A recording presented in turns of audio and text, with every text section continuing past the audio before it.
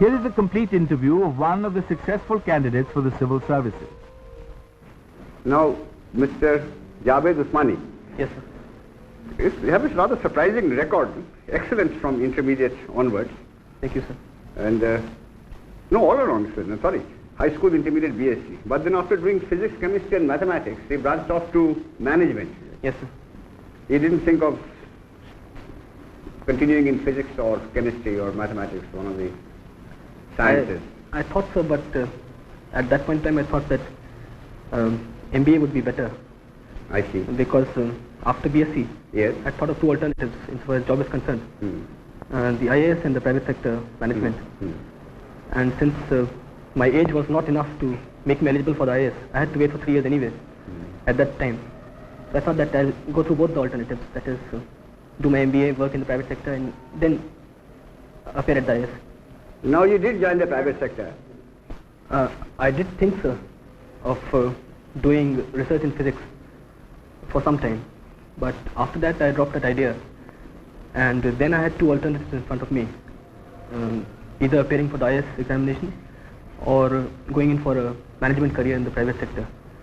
Since I could not have been eligible in terms of age for appearing at the examination for 3 more years, I thought I might still do MBA, see what the private sector is like, and later appear at the IAS. I see. Now you have worked in Madura courts Yes, for sir. some time as management trainee. Now they must have paid you more than they are likely to get in government for several years now. Well, that's true, sir. Now, you tell us briefly what attracted you to government service. Was it status or security or the prospect of wielding authority? Well, sir, I preferred the job that I would be doing in the IAS, if I'm selected, to the job that I was doing in Madura courts for 2 reasons primarily. Number one, I personally feel that the IAS offers a lot of variety. That is, your job keeps on changing in a substantial manner from time to time. While in the private sector, I was in the marketing division of Madura courts, and I would have been a marketing man all my life, which might have got a little boring towards the end. I see. And the second and more important reason is that I feel that this job would give me more satisfaction in terms of a sense of achievement than a job in the private sector. Although it's an exciting job there also, but this is more challenging and more satisfying, I think. Now, Mr. Usmani, in our country we have a mixed economy. Yes, sir. Now, would you tell us what you understand by mixed economy? So, mixed economy is one in which, as a matter of policy, both the public and the private sector are allowed to exist side by side, complementing each other. Yes. And what do you understand by Gandhian economics? So this is a term which has been in use of late quite a lot, but not very well understood, I think. So I also don't know very much about it, but I can make a guess. I personally feel that Gandhian economics would mean not industrializing on a very large scale, decentralization, small scale industry, lot of emphasis on agriculture and rural industries. Now, there's just one more question I'd like to ask you before I hand you over to a colleague of mine. You are from UP. Yes, sir. Now, do you think UP is too large a state to be administered properly, or should be broken up into 2 or 3 states? So I can't say offhand. UP is a very big state, population-wise as well as area-wise. It wouldn't be my idea actually. I've been reading about it, and a lot of people have been saying that UP should be broken up and it will be administratively much better if UP is broken up into smaller areas. But I don't really have any particular thought of mine on this subject, sir. That's all right. When did you do your management training? Sir, I was in the 74, 76 batch. What is the duration? 2 years, sir. I see. And then you were a management trainee, Madura course. How long? I was in Madura course for 10.5 months. Sir. I see.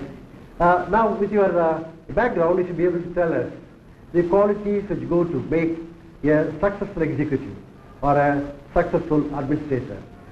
Business magazine very humorously describes a successful executive as one who can delegate all the responsibility, shift all the blame, and appropriate all the credit. But I don't think you agree. I don't agree either. But you tell us from your past experience.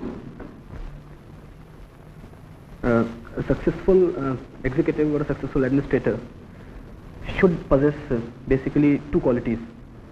Number one, he should be absolutely thorough about the job that he's doing, that is technical expertise.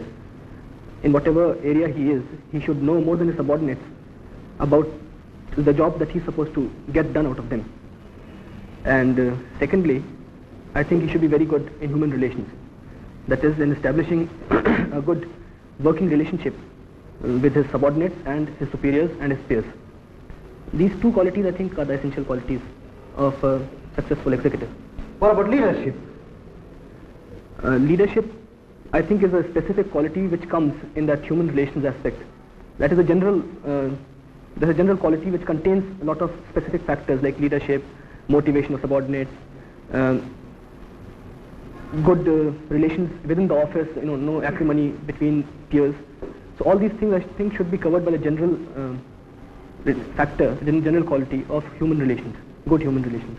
Because a district administrator has got to lead the team. He's got to be a good leader. Yes, sir. Okay, thank you. Mr. Usmani, I find that you have offered 2 papers on European history. Yes, sir, the lower and the higher. I see. I would just like to put a question or two on these areas that you have studied. What would have been the consequences of a decision to open the second front not on Normandy beach but in Southeast Europe, in the Balkan area somewhere there? If during the Second World War, you see.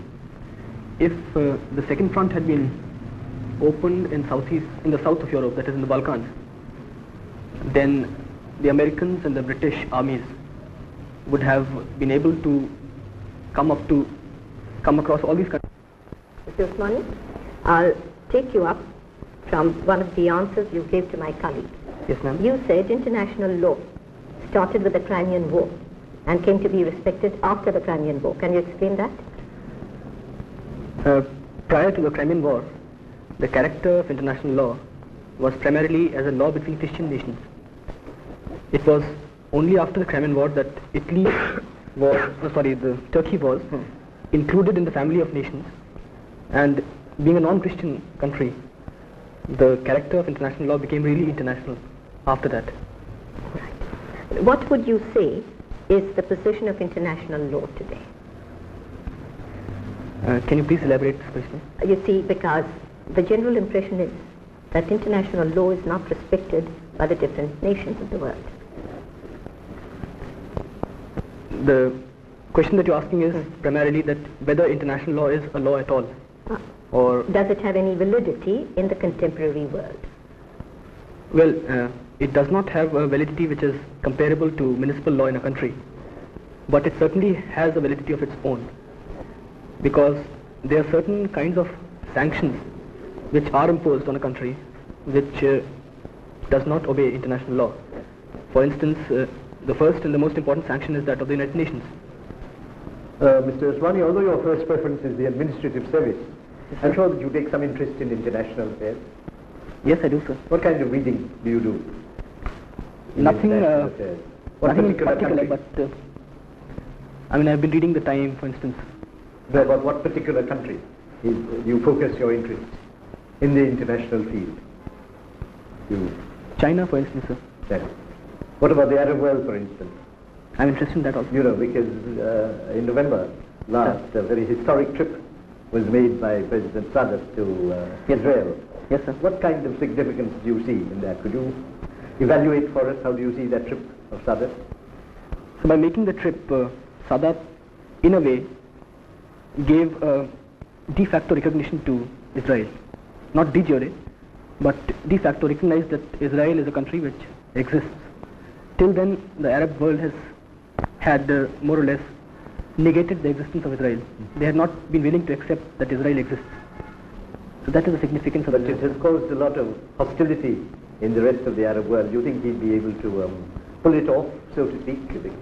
You know, a lot of countries like Saudi Arabia Yes, sir. and Jordan, Syria. Syria. So you don't think it's too much of a risk? Sir, I think personally that Sadat is looking after the interest of Egypt more than the interest of the Arab world. That is, he is going away from the course that Nasser had laid for Egypt as a leader of the Arab world. Yes. And by making this move, he has sort of taken a decision that Egyptian interest should also be taken into account. Javed, I see here that you studied for some time in Government Inter College, Bareilly. Yes, sir. I give you a small situation round about Bareilly. Yes, sir. Now, supposing you are living in a village between river Ramaganga and Bareilly, and you have qualified for this interview. Sir. And you have planned to leave early in the morning, 3 o'clock, 3 a.m., to catch the train from Bareilly to reach here for this interview this morning by 10 o'clock. When you are getting ready, you see or you hear a lot of noise from the nearby Band or river Ramganga, which was in spit, and water is gushing towards your village.